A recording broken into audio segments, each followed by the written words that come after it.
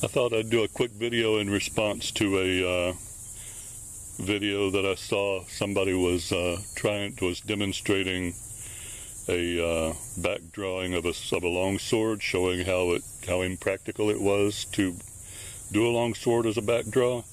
There are a few reasons why you would want to, if you were a knight or whatever, use a sword that was back drawn. One,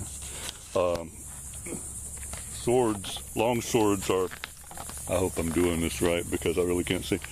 They're long.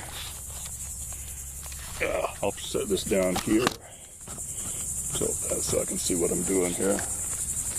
They're long and they kind of whack into everything when you're turning around. Long swords are really bulky and inconvenient.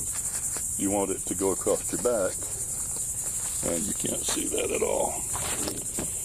Prop this up. You want it going across your back because it keeps it kind of out of the way a little bit.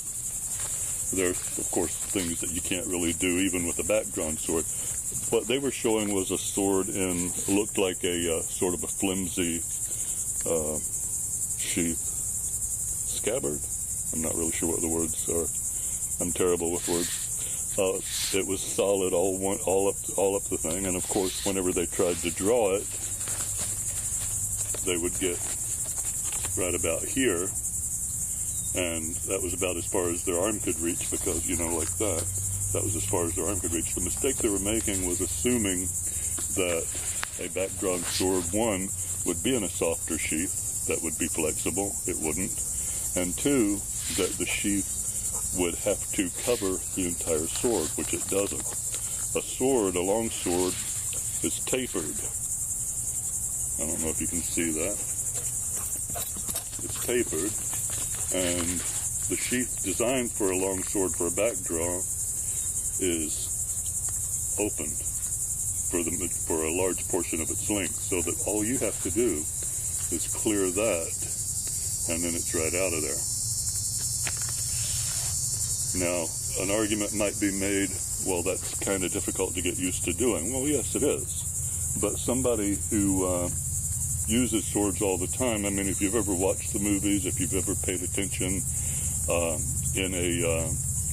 in a class where they teach sword fighting or fencing or anything like that, it becomes an extension of your own hand. This is you right here. So putting it in the sheath would be just like sticking your hand against your back of your neck. You know exactly where it is, you know where it's going, because you've done it so many times, there is no question about it. So, anyway, that's it.